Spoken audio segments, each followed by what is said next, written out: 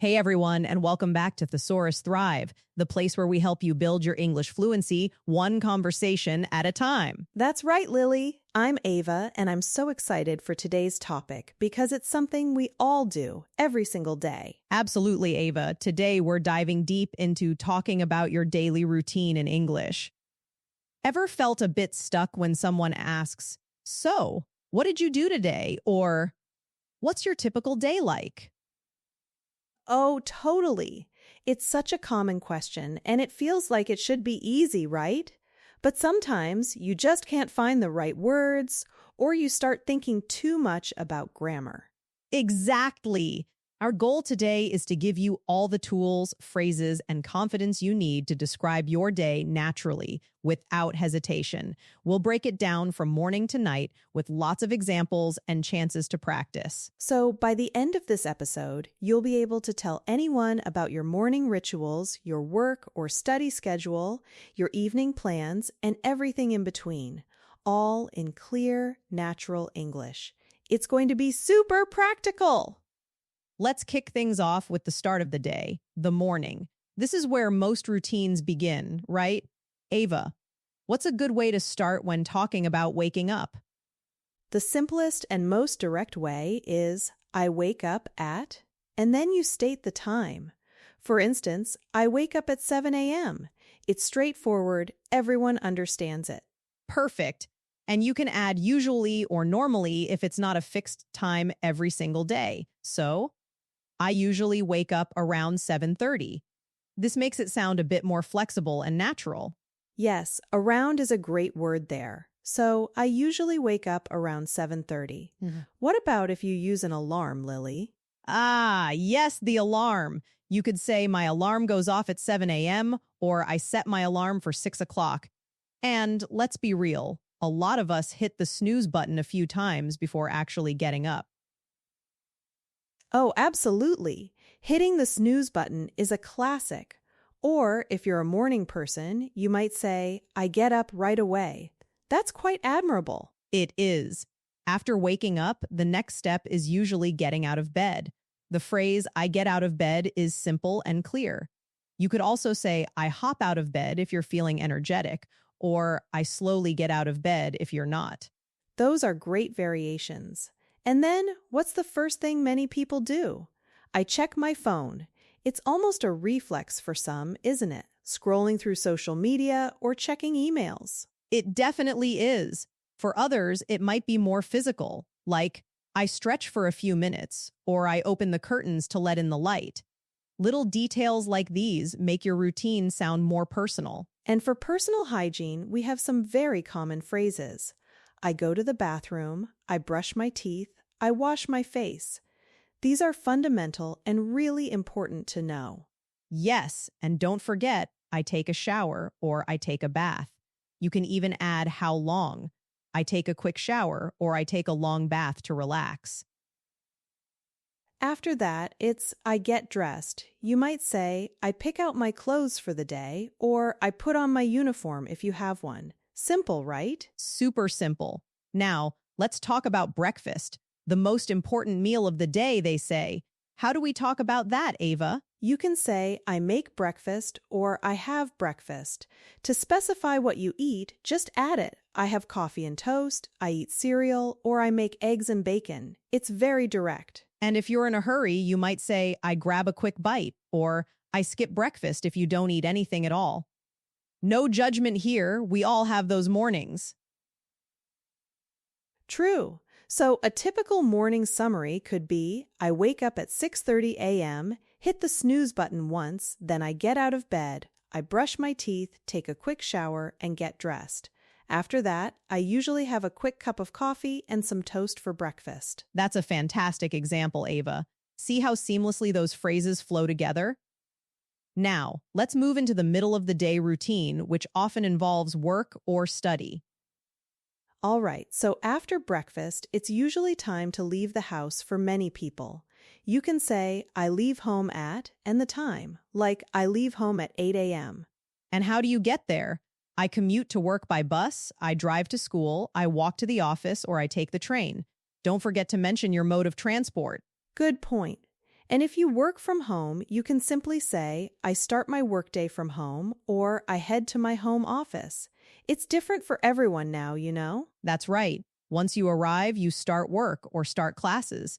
You might also say, I begin my tasks or I attend my first meeting. Simple action verbs work best here. During the morning, people often talk about what they do at work or school. For example, I answer emails, I attend lectures, I work on projects, or I study for exams. You can be specific about your tasks. Absolutely. And don't forget those essential breaks. I take a coffee break or I have a short break. These are good for splitting up your workday descriptions. Then comes lunch. Just like breakfast, you can say, I have lunch or I eat lunch. You can add where, I have lunch at the office canteen, I eat lunch with my colleagues, or I pack my lunch and eat it at my desk. Or if you go out, I go out for lunch with friends. These small details really paint a picture of your day, you know? After lunch, it's back to it. Yeah, I continue working or I go back to my studies. You might also say, I have a meeting in the afternoon or I finish up my tasks for the day. And the end of the workday is always a nice feeling. I finish work at, or I leave the office around. Again, mentioning the time is key. Then it's the commute home, usually. I head home or I take the bus home. The same transportation verbs apply here. So, a midday example could be, I leave for work at 8:30 a.m. and take the train. I usually start checking emails first, then I work on various projects. For lunch, I either bring something from home or grab a salad nearby. In the afternoon, I have a few meetings, and then I finish work around 5 p.m. That's a very comprehensive description, Lily.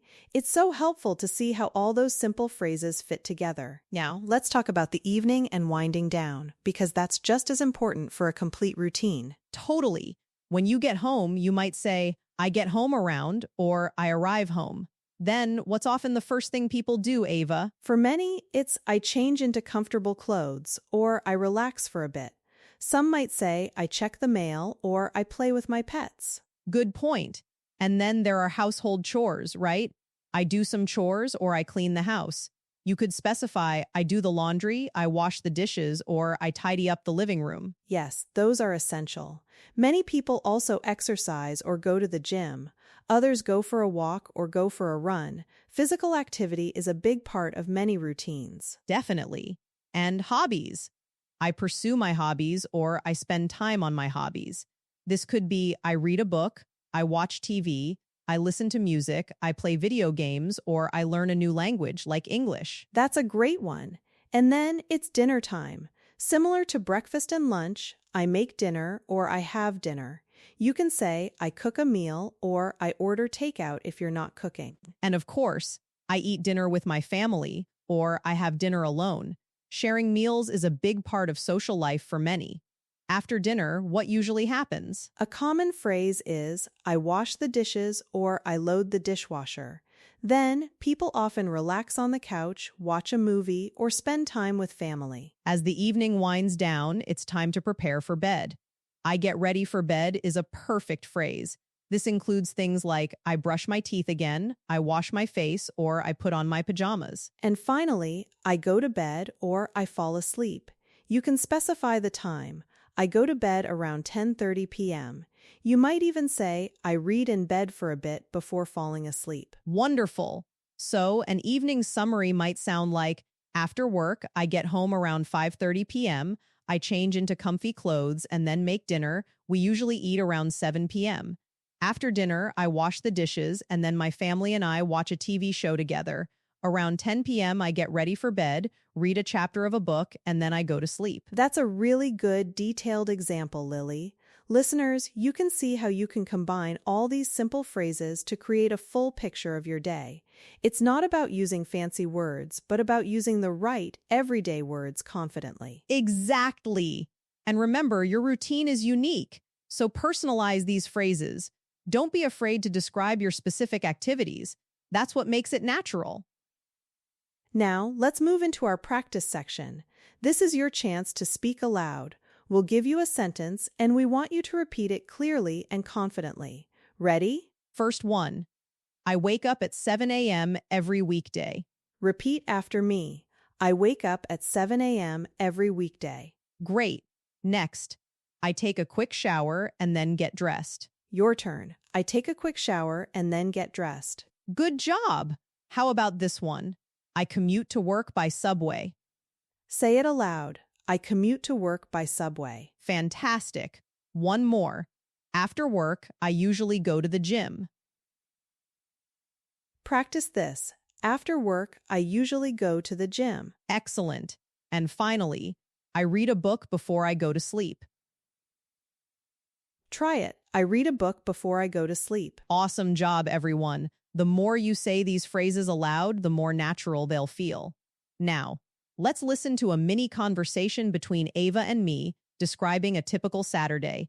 This will give you a real-life example of how these phrases work in context.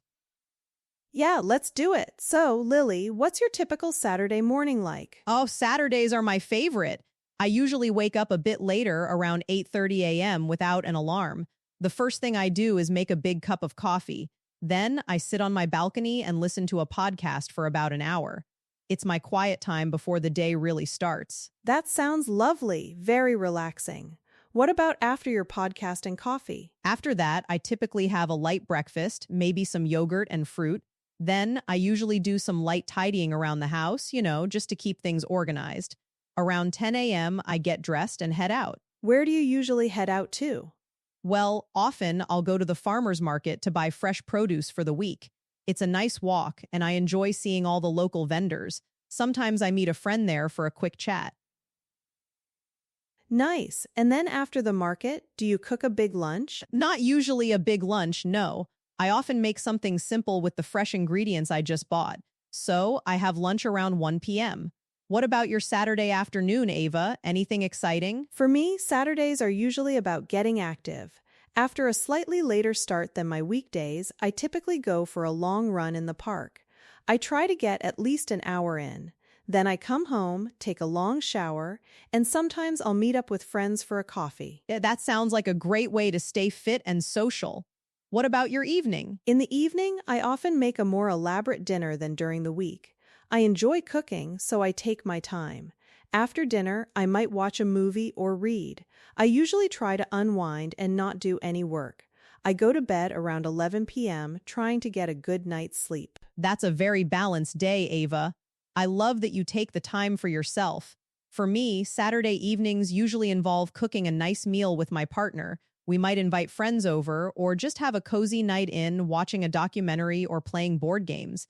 Then I get ready for bed around 10:30 p.m., maybe read a chapter or two and fall asleep. See, listeners, we just described our entire Saturday using the exact phrases we've been teaching you.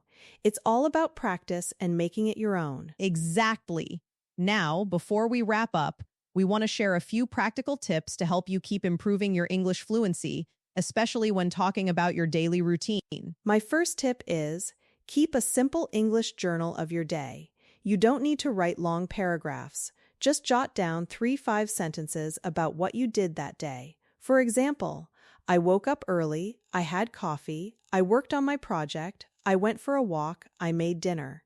This helps reinforce the vocabulary and sentence structures in a practical way. That's a fantastic idea, Ava. My second tip is talk to yourself in English. Yes, I know it sounds a little bit funny, but it works wonders. As you go through your day, narrate your actions silently or even out loud if you're alone. Say, okay, I'm making breakfast now, or I'm brushing my teeth. This trains your brain to think in English and builds confidence for when you speak to others. Oh, I do that all the time, Lily. It's so effective. And my third tip is find an English-speaking partner or join a conversation group. The best way to get better at speaking is to actually speak. If you can find someone to chat with, even for 10-15 minutes a day, it makes a huge difference. You can even practice describing your daily routine to each other. Those are all excellent, actionable tips. Remember, fluency isn't about perfection. It's about confidence and communication. The more you use these phrases in real life, the more natural they'll become. Absolutely. Don't be afraid to make mistakes. Every mistake is a step towards learning and improving. Just keep trying, keep practicing, and keep speaking. That's a perfect note to end on, Ava. We really hope this episode has given you the tools and motivation to talk about your daily routine with ease and confidence. We certainly do. If you found this episode helpful, please give us a like, share it with your fellow English learners, and don't forget to subscribe to Thesaurus Thrive for more practical English lessons. Yes, your support helps us create more content just for you. Keep practicing those daily routine descriptions, try those tips, and you'll see a big difference very soon. Thanks for tuning in, everyone. We'll catch you in the next episode for another step on your fluency journey. Bye for now.